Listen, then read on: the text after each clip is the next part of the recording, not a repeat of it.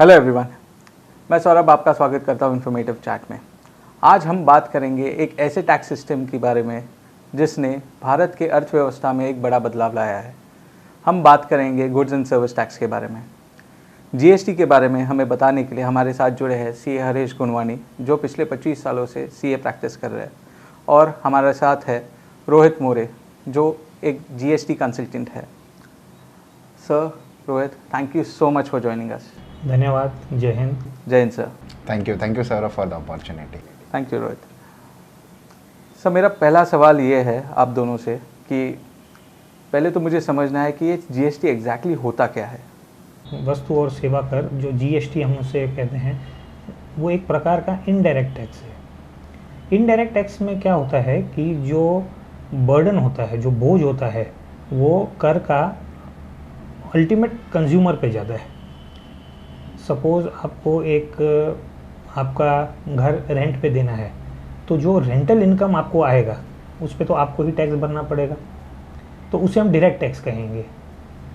लेकिन अगर आप कोई घर के अंदर एयर कंडीशनर लगाते हो, तो एयर कंडीशनर डीलर जब आपको माल बेचता है, जो वस्तु बेचता है आपको, तो उसमें वो आपको टैक्स चार्ज करके देता है।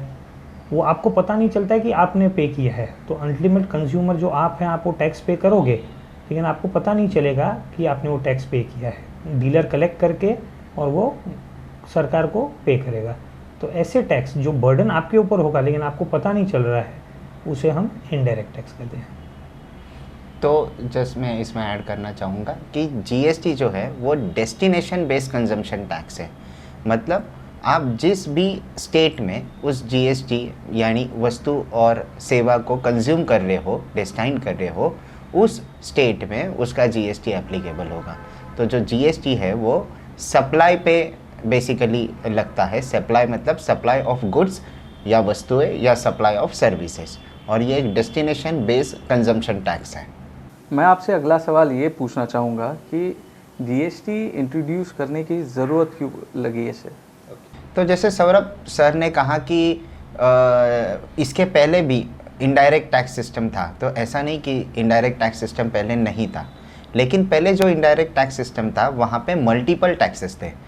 जैसे हम बात करें वस्तु की, तो वस्तु पे पहले वैट लगाया जाता था, और वैट जो था वो हर एक स्टेट वाइज अलग अलग वैट टैक्स लॉस थे। गुजरात का वैट अलग, महाराष्ट्र का वैट अलग, कर्नाटका का वैट अलग, और उसके अलग अलग रूल्स एंड रेगुलेशंस हुआ करते थे। सिमिलरली सेवाओं पे भी पहले इनडायरेक्ट टैक्स था, लेकिन सेवा पे पहले सर्विस टैक्स लगता था जो सेंट्रल गवर्न होता था। और एडिशनली एक और टैक्स था जिसका नाम था एक्साइज ड्यूटी, जो मैन्युफैक्चरिंग पे लगता था। मैन्युफैक्चरिंग मतलब आप एक वस्तु का एक फॉर्म से दूसरे फॉर्म में अगर उसको चेंज कर रहे हो, मतलब आप मैन्युफैक्चर कर रहे हो, तब आपको एक्साइज ड्यूटी भरना पड़ता था। तो ये जो मल्टीपल टैक्सेस थे, एक्साइज, हर एक स्टेट के अलग अलग वैट और सर्विस टैक्स, तो इसमें काफ़ी रूल्स रेगुलेशंस और कॉम्प्लेक्सिटी था। तो इसको इजी करने के लिए सरकार ने सारे वस्तु और सेवा पे एक ही प्रकार का टैक्स लाने का सोचा, जो है गुड्स और सर्विस टैक्स, जो पूरे भारतवर्ष में उसके सारे नियम जो है वो एक प्रकार है। तो कोई एक वस्तु पे, मान लो आप कोई एक एग्जांपल ले लो, जैसे हो गया अम्ब्रेला, उस पे जैसे टैक्स रेट जो महाराष्ट्र में है वही आसाम में लगेगा, वही गुजरात में लगेगा, वही तमिलनाडु पे लगेगा। तो ये जो है जीएसटी, ये पूरे भारतवर्ष में सारे इनडायरेक्ट टैक्स को सब्स्यूम करके एक ही टैक्स बनाया गया है, वस्तु और सेवा पे, गुड्स एंड सर्विस टैक्स। तो इसमें मैं ये कहना चाहूँगा कि जो सरकार का जो विजन था, वन नेशन वन टैक्स, वो उन्होंने ये लागू किया है जीएसटी को इंट्रोड्यूस करके। और जीएसटी इंट्रोड्यूस हमारा हुआ था भारत में 1 जुलाई 2017 से। तो आप कह सकते हैं करीबन 8 साल हो गए हैं तो ये जीएसटी अब लागू होने के बाद। तो गवर्नमेंट का जो, सरकार का जो vision one nation one tax का था, वो जीएसटी के थ्रू उन्होंने फुलफ़िल किया है। मेरा अगला सवाल ये है आपसे कि क्या जीएसटी के कोई सब टाइप्स है या जीएसटी सिर्फ सिंगुलर टैक्स ही है। जीएसटी में जीएसटी के प्रकार भी है। जैसे जीएसटी पूरे भारतवर्ष में लागू हुआ है, तो जीएसटी के एडमिनिस्ट्रेटिव पर्सपेक्टिव से उसके इम्प्लीमेंटेशन को ईजी होए, इसके लिए जीएसटी में प्रकार लाए गए हैं। तो जो स्टेट का जीएसटी होता है उसको कहा जाता है एसजीएसटी, मतलब state goods and service tax. जो सेंट्रल का जीएसटी होता है उसको कहा जाता है सीजीएसटी, मतलब central goods and service tax. और जो स्टेट और सेंट्रल का कॉम्बिनेशन होता है उसको कहा जाता है आईजीएसटी, मतलब integrated goods and service tax. तो जीएसटी में 3 प्रकार है, सीजीएसटी, एसजीएसटी और आईजीएसटी। तो एक उदाहरण के तौर पे अगर समझाना चाहें हम, एक डीलर अगर मुंबई महाराष्ट्र में है, उसे अपना गुड्स, अपनी वस्तुएं या सेवा देनी है किसी इंसान को जो महाराष्ट्र नागपुर में है, तो ये विद इन द स्टेट हो गया, एक ही स्टेट के अंदर है। तो ऐसे ट्रांजैक्शंस को हम इंट्रा स्टेट कहते हैं, जो विद इन द स्टेट। तो यहाँ जो टैक्स लगेगा, जो जीएसटी लगेगा, वो सी और एसजीएसटी लगेगा। अगर ये एक ध्यान में रखना चाहिए हमें कि अगर वो स्टेट नहीं है और यूनियन टेरिटरी है तो एसजीएसटी के जगह पे यूटीजीएसटी लगेगा, तो सीजीएसटी और यूटीजीएसटी लगेगा। इस उदाहरण को आगे लेके जाएं, अगर कोई डीलर कोई है जो महाराष्ट्र मुंबई में है और उसे अपनी सेवाएं या वस्तु अहमदाबाद गुजरात में देनी हो, तो यहाँ 2 स्टेट इन्वॉल्व है। ऐसे ट्रांजैक्शंस को इंटर स्टेट ट्रांजैक्शंस कहते हैं। यहाँ आईजीएसटी लगेगा। जैसे पहले समझाया था रोहित ने कि ये डेस्टिनेशन बेस्ड कंजम्पशन टैक्स है, तो इसके लिए यहाँ आईजीएसटी लगेगा।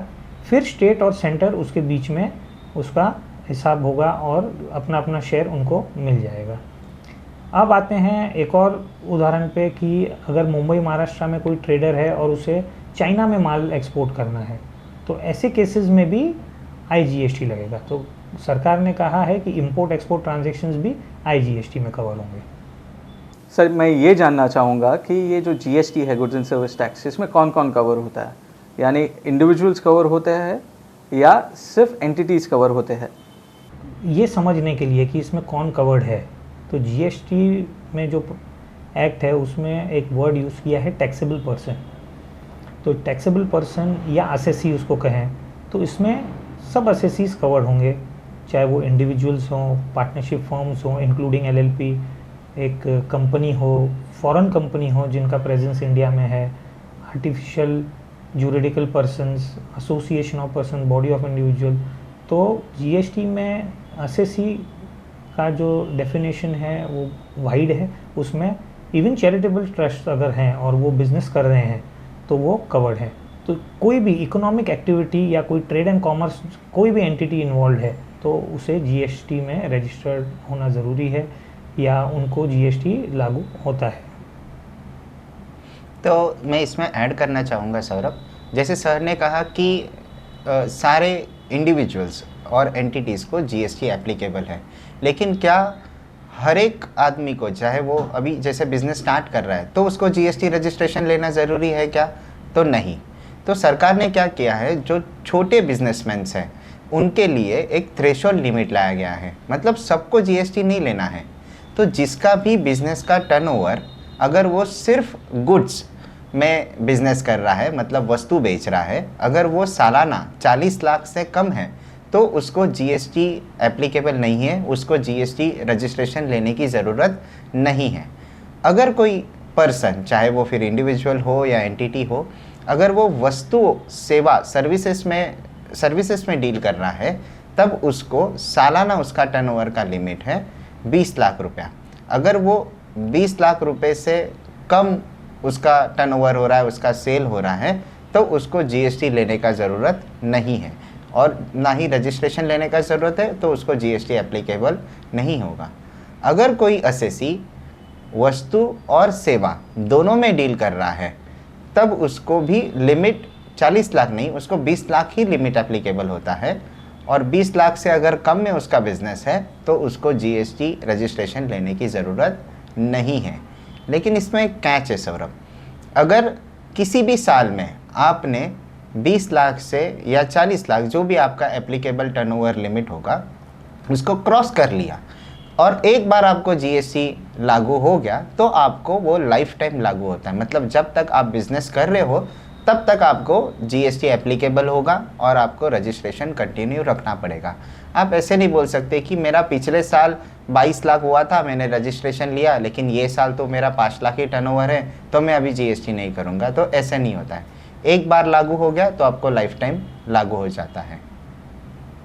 यहाँ एक और चीज़ मैं कहूँगा, जो रोहित बोल रहा था एक वर्ष में, एक साल में, तो जीएसटी में जो वर्ष का जो डेफिनेशन है, जो साल का जो डेफिनेशन है, वो है फिनेंशियल ईयर, 1 अप्रैल से जो स्टार्ट होता है और 31 मार्च में एंड होता है।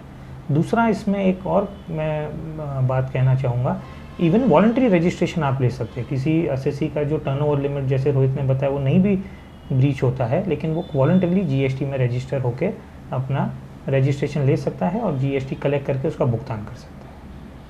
सर, मैं ये जानना चाहूँगा कि क्या जीएसटी के दायरे से कोई गुड्स या कोई सर्विस एग्जेम्प्टेड है? सौरभ, इसको समझाने के लिए ऐसे कह सकते हैं कि कोई गुड्स हैं जो सरकार ने जीएसटी के एम्बिट में ली ही नहीं है। आप उसका एक उदाहरण कह सकते हैं अल्कोहल फॉर ह्यूमन कंजम्पशन। दूसरा, जो पेट्रोलियम प्रोडक्ट्स है, जो petrol, diesel, aviation turbine fuel, liquefied petroleum, natural gas, ये जीएसटी के दायरे में ही नहीं है।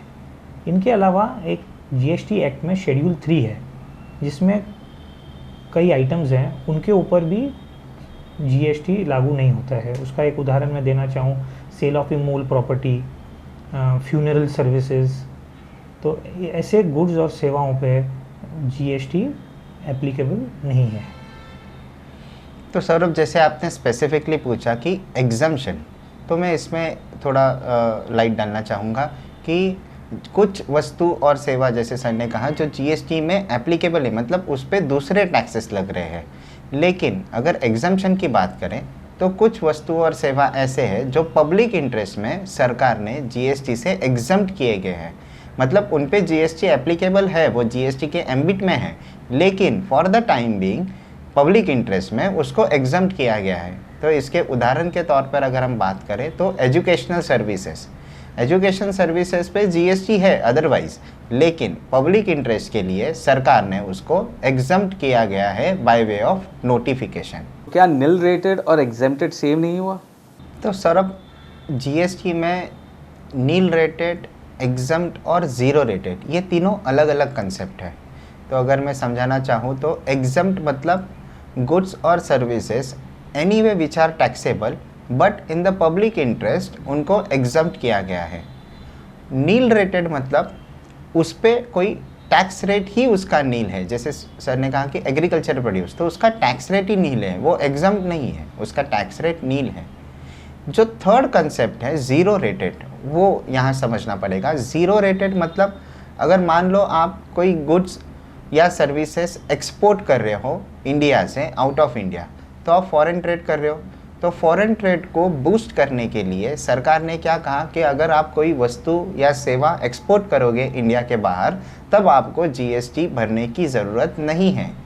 लेकिन इसको बोले क्या, इसको एग्जाम तो नहीं बता सकते, इसको नील रेट नहीं बोल सकते, इसी के लिए इसको एक टर्मिनोलॉजी इंट्रोड्यूस किया गया और कहा गया ये ज़ीरो रेटेड है, ZERO, ज़ीरो रेटेड। मतलब आप अगर एक्सपोर्ट कर रहे हो कोई वस्तु या सेवा तो वो ज़ीरो रेटेड हो गया। तो एग्जाम, नील रेटेड और ज़ीरो रेटेड, ऐसे 3 प्रकार के कंसेप्ट है टैक्सेबिलिटी को लेकर जीएसटी में। जब हम रेस्टोरेंट में जाते हैं तब वहाँ पे हमें गुड्स यानी खाना भी हम कंज्यूम करते हैं और वो लोग सर्विस भी प्रोवाइड करते हैं। तो ऐसे सिचुएशन में जहाँ पे गुड्स और सर्विस दोनों एक ही पैकेज में मिले, तो फिर उस पर जीएसटी कैसे लगेगा? जीएसटी में एक चीज़ समझना पड़ेगा कि जो भी टैक्सेबिलिटी होती है, वो सप्लाई पे होती है। सप्लाई मतलब सेल, बार्टर, एक्सचेंज, डिस्पोजल इत्यादि। जब भी हम बात कर रहे हैं आपके प्रश्न पे कि जो आप कह रहे हैं कि रेस्टोरेंट में, तो रेस्टोरेंट में आपको जो सर्विसेज और जो गुड्स मिलते हैं वो एक बंडल में मिलते हैं। ऐसे चीज़ों को हम कहते हैं ये है कंपोजिट सप्लाई। वैसे ही एक उदाहरण, जैसे आपने अभी कहा कि आप उधर खाना खाने जा रहे हैं और प्लस आपको उधर सेवा भी मिल रही है। यार आप एक होटल में रह रहे हो तो वहाँ आप रहने को गए हैं लेकिन आपको उधर लॉन्ड्री सर्विसेज भी मिल रही है। तो ऐसे सप्लाईज़ को हम कंपोजिट सप्लाईज़ कहते हैं। एक और चीज़ ऐसी होती है जिसे हम कहते हैं मिक्स्ड सप्लाई। तो कंपोजिट सप्लाई और मिक्स सप्लाई, ये दो हमें समझना पड़ेगा। इन जीएसटी दोनों अलग टर्म्स हैं और उनका महीना अलग है, उनकी रेट्स भी अलग से डिसाइड होती है। इसमें मैं थोड़ा ऐड करना चाहूँगा सौरभ। तो जैसे सर ने कहा कि कंपोजिट सप्लाई और मिक्स सप्लाई, सो कंपोजिट सप्लाई बेसिकली ऐसे सप्लाई होते हैं जो नेचुरली बंडल्ड होते हैं, मतलब वो जनरली ऐसे ही उसका सेल किया जाता है। जैसे सर ने एक बहुत अच्छा उदाहरण दिया होटल सर्विसेज। तो आप जब होटल में अकोमोडेशन सर्विसेज लेते हो तब आपको वहाँ पे ब्रेकफास्ट जनरली कॉम्प्लीमेंट्री होता है। तो ब्रेकफास्ट ये तो आपका अलग गुड्स और सर्विसेज हो गए और होटल अलग हो गया। आपको जो प्राइस चार्ज होता है वो एक कंसोलिडेटेड प्राइस चार्ज होता है for both of this goods and services, और हम कह सकते हैं बोथ ऑफ दिस सप्लाईज। तो उस पर क्या टैक्स रेट होगा? तो उस पर जो टैक्स रेट होता है वो कंपोजिट सप्लाई के नेचर में जो प्रीडोमिनेंस नेचर ऑफ सप्लाई है, जैसे आप ब्रेकफास्ट खाने तो नहीं गए, आप वहाँ पे अकोमोडेशन सर्विसेज के लिए गए, तो होटल अकोमोडेशन सर्विसेज का जो जीएसटी होगा वो उस पे चार्ज होगा in case of composite supply, मतलब प्रीडोमिनेंस नेचर में। जहाँ पे मिक्स सप्लाई है, मिक्स सप्लाई मतलब ऐसी वस्तु और सेवा जो नेचुरली बंडल्ड नहीं होती है, हम उसको आर्टिफिशियली बंडल्ड कह सकते हैं। अगर उदाहरण के तौर पे मैं बताना चाहूँगा तो अगर आपने दिवाली में देखा रहेगा कि एक दुकानदार एक बास्केट में एक पेन, एक चॉकलेट, चिप्स, कोल्ड ड्रिंक, ऐसा एक बास्केट बना के उसको बेचता है। तो बास्केट का वो कीमत लगाता है मान लो 1000 रुपया। तो उस 1000 रुपये पे वो क्या जीएसटी लगाएगा? पेन का लगाएगा, डायरी का लगाएगा, या चॉकलेट का लगाएगा, या कोल्ड ड्रिंक का लगाएगा? तो ये जो सप्लाई हो गया ये हो गया मिक्स सप्लाई। तो मिक्स सप्लाई के केस में जो हाईएस्ट टैक्स रेट है सारे गुड्स या सर्विसेज का जो उस सप्लाई में बेची जा रही है, उसका हाईएस्ट टैक्स रेट वहाँ लगेगा। तो मान लो 1000 रुपये में भले पेन की वैल्यू 100 रुपया हो, लेकिन जीएसटी रेट अगर पेन का सबसे ज़्यादा है, जैसे 28% मान लो हाइपोथेटिकली, तो पूरे 1000 रुपये पे 28% जीएसटी लगेगा। तब अपन कह सकते हैं in case of composite supply predominance nature जो है उसका टैक्स रेट लगेगा। In case of mix supply जो हाईएस्ट जीएसटी रेट है उस पर्टिकुलर गुड्स और सर्विसेज का, उसका टैक्स रेट लगेगा। सर, क्या आप बता सकते हैं कि कोई भी एसएससी जीएसटी के लिए कैसे रजिस्टर कर सकता है? जीएसटी रजिस्ट्रेशन जो होता है ये सब जीएसटी कॉमन पोर्टल पे होता है। तो सरकार ने एक जीएसटी का कॉमन पोर्टल बनाया है, तो वो नेटवर्क पे अप्लाई करके हमें जीएसटी नंबर मिलता है। चाहे वो कोई भी टैक्सेबल पर्सन हो, कोई भी एसएससी हो, उन्हें अपना एक लॉगिन आईडी बनाना पड़ता है। फिर ओटीपी के थ्रू वो रजिस्ट्रेशन की सेवाओं में जाके रजिस्टर करेंगे। वहाँ उन्हें एक ट्रांजैक्शन रेफरेंस नंबर मिलेगा जो टेम्परेरी होगा।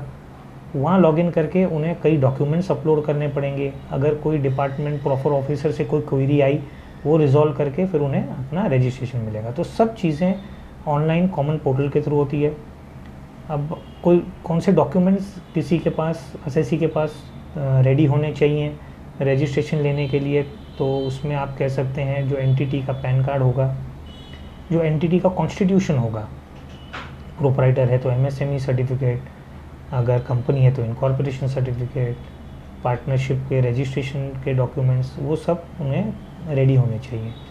दो इम्पॉर्टेंट और चीज़ें हैं जो होनी चाहिए, वो है प्लेस ऑफ बिज़नेस का प्रूफ, जो एड्रेस का प्रूफ है, और एक और जो उन्होंने इम्पोर्टेंट कहा है जो रेडी होना चाहिए किसी एसएससी के पास रजिस्ट्रेशन लेने से पहले, वो है आइडेंटिटी प्रूफ, जो उस बिज़नेस को चला रहे हैं, जो बिज़नेस को चला रहे हैं प्रोप्राइटर, पार्टनर्स, उनका आइडेंटिटी प्रूफ भी होना चाहिए। ये बैंक अकाउंट के डिटेल्स।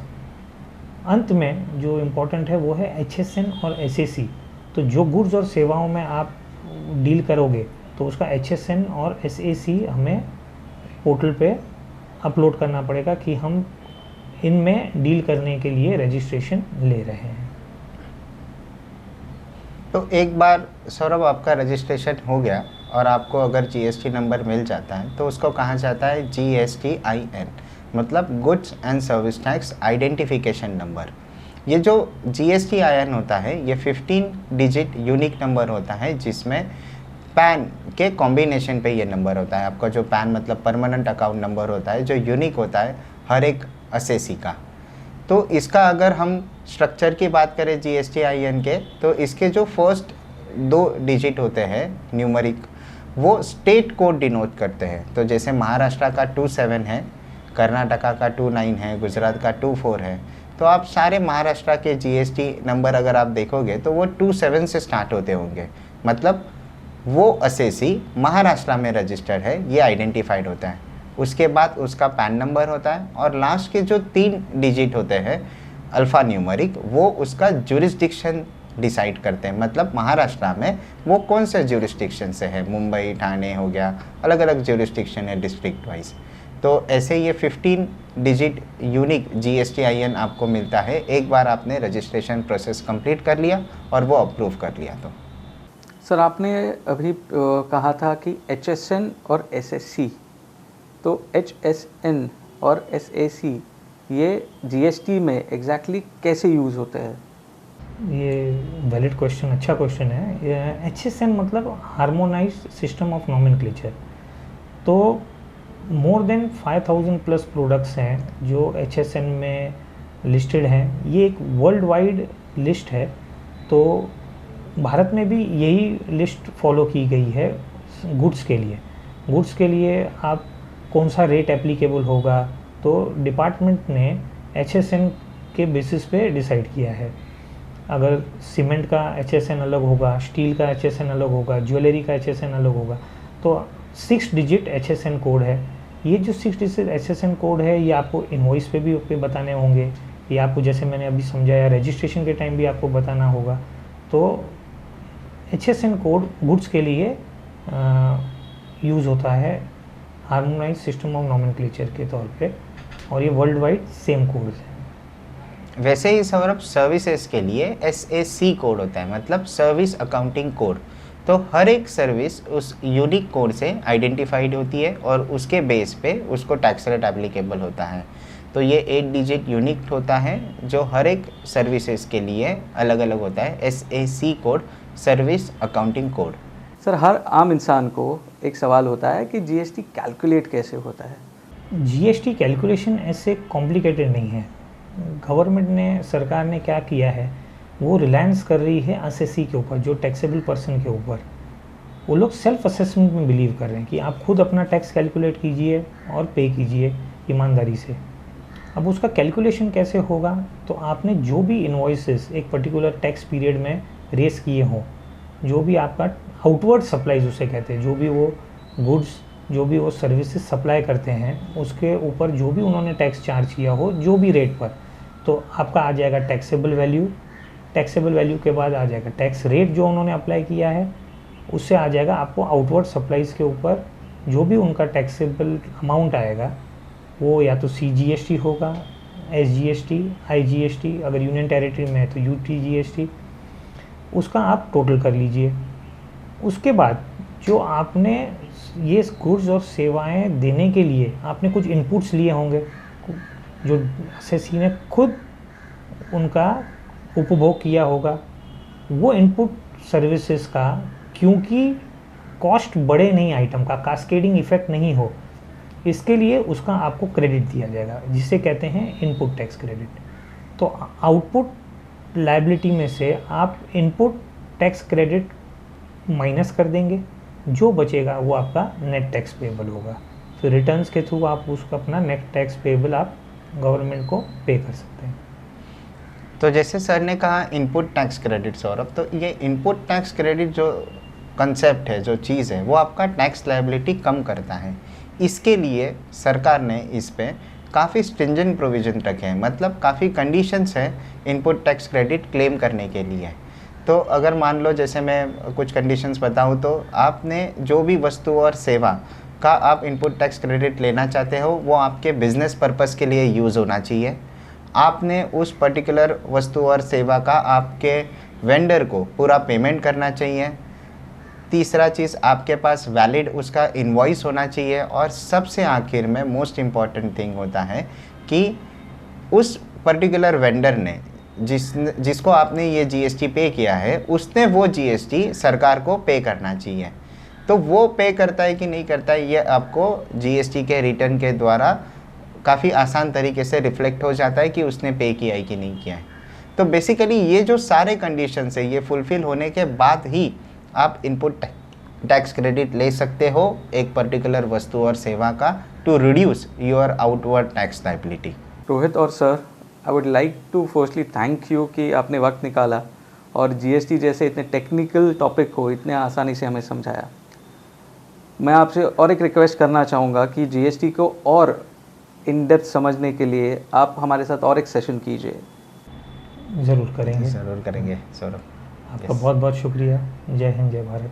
जय हिंद, जय Bharat sir. Thank you Saurabh, thank you for the opportunity. हमने एक जीएसटी का ओवरव्यू देने की यहाँ कोशिश की है, बेसिक अपने दर्शकों को समझाया है। Thank you for the opportunity. जय हिंद, जय भारत। जय हिंद, जय भारत।